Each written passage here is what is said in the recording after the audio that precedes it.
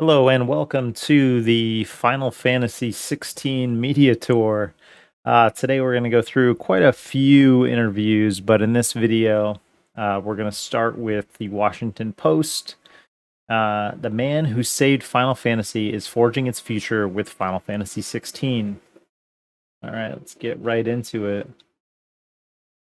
Naoki Yoshida. The Final Fantasy series is a staple in RPG culture that helps standardize tropes that have defined the genre for decades. Though narratively unconnected, each game's turn-based combat, fantastical worlds, and colorful, quirky characters struck similar chords. You could always tell when you were playing a Final Fantasy game. This brings us to Final Fantasy XVI. While the Sony State of Play game trailer showed familiar summons that have become icons in the franchise, icons and icons, um, it showed little less or little else that felt like players were about to enter a Final Fantasy game. The slower, more methodical turn-based combat system is gone in favor of something that looks ripped straight from Devil May Cry. It kind of looks like a Final Fantasy game. I mean, the tropes are all actively present. Um, even the more active battle is definitely akin to Final Fantasy VII and remake, and we've kind of deviated from the traditional turn-based Final Fantasy for some time now. The fantastical setting is gone too, in favor of a more realistic medieval setting with dark undertones akin to a Souls game. Yeah, I guess I kind of get Souls-esque vibes with some of the things in the trailer, but it Final Fantasy was based on, that kind of fantasy setting. I don't necessarily think it's missing. I just think it's darker. It feels grittier this time around. Working on the project is Naoki Yoshida, producer first brought on to salvage developer Square Enix's critically panned venture into the MMORPG genre, Final Fantasy XIV, and who is often cited as saving not just 14, but potentially the entire franchise. This I do agree with. Yoshi P was definitely the hero we needed. I don't know if he was the hero we deserved, but we got him, and Final Fantasy XIV was saved. So thank you for that. With this latest series entry, he said he's had to balance fan expectations with innovation. That's important because you don't get better in a comfort zone. Most people who are highly successful do it from leaving discomfort. They don't like where they're sitting. They want to try something new. That new thing is what catapults them into success. So I think if they just sat back and did the same thing every time, you'd have a core fan base that enjoy it. And you're not always going to make everyone happy, but I think in this situation, you're never going to make everyone happy anyway. So the best thing you can do is bring back those tropes and the things that make a Final Fantasy game, but also innovate like he's trying to gain a wider audience. When you're thinking about the future of Final Fantasy franchise, you have to aim at that generation of players that will have never touched a Final Fantasy before. Yoshida said in an interview with the Washington Post. Maybe they think the series is too old, too classic. So you create something that shows them this could be an exciting game. I think this game looks great. I've been a fan of the series since the original Final Fantasy VII came out in 1997. Prior to that, I hadn't played any Final Fantasy games, but since then, I've played through all of the mainline titles and a series of the spin-offs as well. But I don't want you to think that I'm abandoning those veteran players and fans of the series, because we're definitely not. We want to create something that everyone feels is epic. Yeah, and that goes back to what I was saying. Continue to keep the backbone of Final Fantasy, but alter it in such a way where you can bring in a new audience. Square Enix has been struggling with an identity crisis with the series, For more than a decade, a tumultuous production cycle plagued 2006's Final Fantasy XII. Final Fantasy XIII's pivot to a more action-based combat system polarized fans, and Final Fantasy XV, which strayed even further from turn-based combat, featured a convoluted narrative that unfolded across several DLCs, a spin-off beat-em-up style game, and an anime mini-series and a movie. So I'll start at the beginning. Final Fantasy XII, I was at basic training. I had just graduated. I got a weekend off, and I bought the game.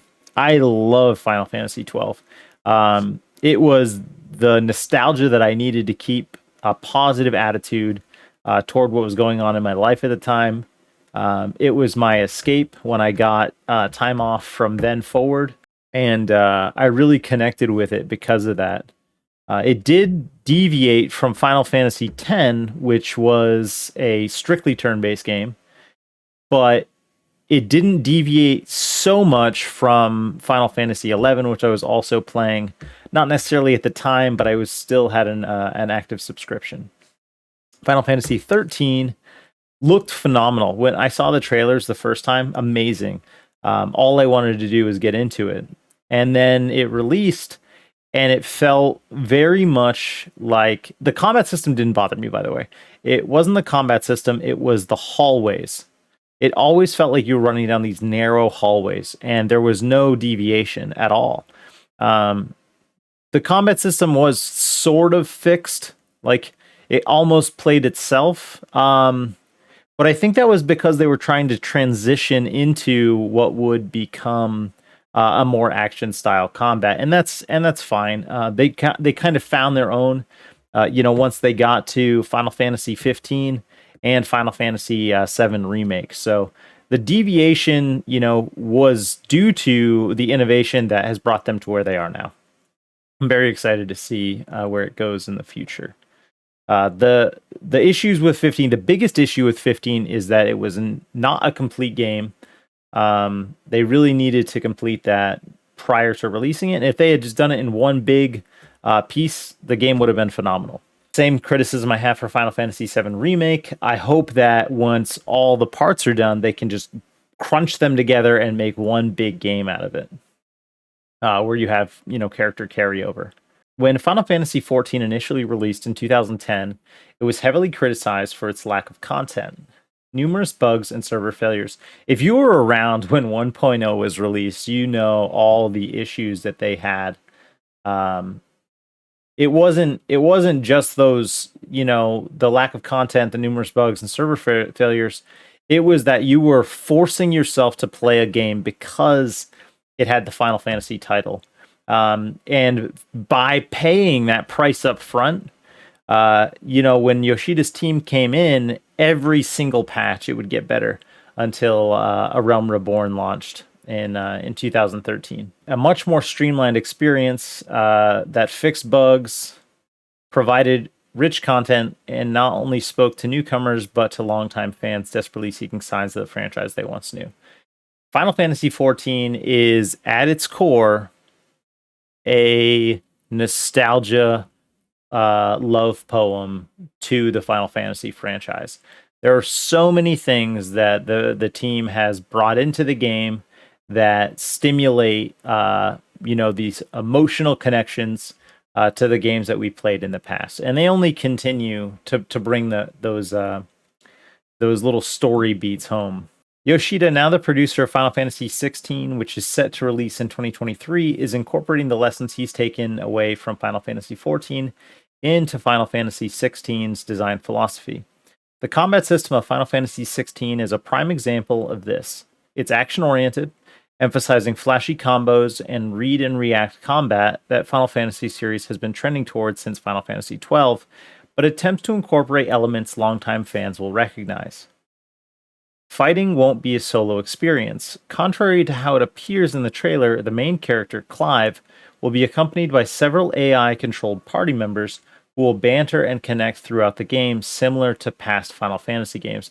I think the closest that I could equate that sentence to is Final Fantasy 15, where you're not really controlling the other characters. Maybe you have the ability to do some sort of combo or team attack. but you really are only controlling the main character. Yoshida also teases that there will be a faithful buddy that Clive can give specific commands to during combat, despite the majority of player control focusing on Clive. Like Angelo? While specific details of the combat will be revealed at a later date, Yoshida is confident in the direction the system is taking.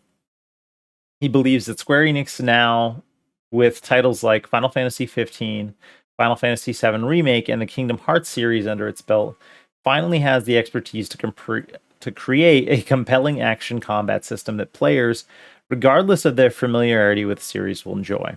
Now, I can agree with that. I am a huge fan of turn-based combat because it's what I grew up on. Also, you know, the like top-down strategy style with like Final Fantasy Tactics, one of my all-time favorite games. But the transition to a more active pace has, I think, increased the challenge, but through a different set of parameters. The Kingdom Hearts team at Square Enix has been especially helpful in contributing to those real-time combat and boss battles, Yoshida said. It can be said that the battles in Final Fantasy XVI are in some ways a culmination of the company's past experiences. The team, led by battle director Ryota Suzuki, formerly of Capcom, who helped design Marvel vs. Capcom 2, Devil May Cry 5, and Dragon's Dogma. Yes. Feels similarly confident, according to Yoshida. Issues that plagued previous games in the franchise around battle animations, combat fluidity, and messy UIs have all been streamlined thanks to Suzuki's guidance. Yoshida also believes that the game's story, which he says is not going to be a happy tale, includes a setting, Valisthea, that is much darker than the previous entries. And that's what I was saying earlier. It still gives that fantasy vibe, but it feels darker and grittier than previous games. Will have overarching themes reminiscent of what fans of the series have come to expect. One of the main themes that's explored in Final Fantasy XVI's narrative deals with a clash of ideals. What is right and wrong? Should the people live the life that was chosen for them, or should they have the right to choose the path that they walk? Yoshida said. Square Enix made sure that one of the first screens that loads up when playing Final Fantasy 15 was a message that said the game was a Final Fantasy for fans and first-timers. Yoshida believes that Final Fantasy XVI will also capitalize on that message. Personally, I think all the games should be like that, he said. You can see the same thing in Final Fantasy XIV, so our foundation for Final Fantasy XVI is to build something that's going to be enjoyable for veteran fans as well as new players. To this, I say that's great. The Final Fantasy franchise has always been, you know, Final Fantasy, but it's never been the final one, and they've never really done anything in order, minus a couple spin-off sequels, where you can contribute what's happening in one game to what happened in a previous game, other than some, you know, story beats and tropes, jobs, things like that.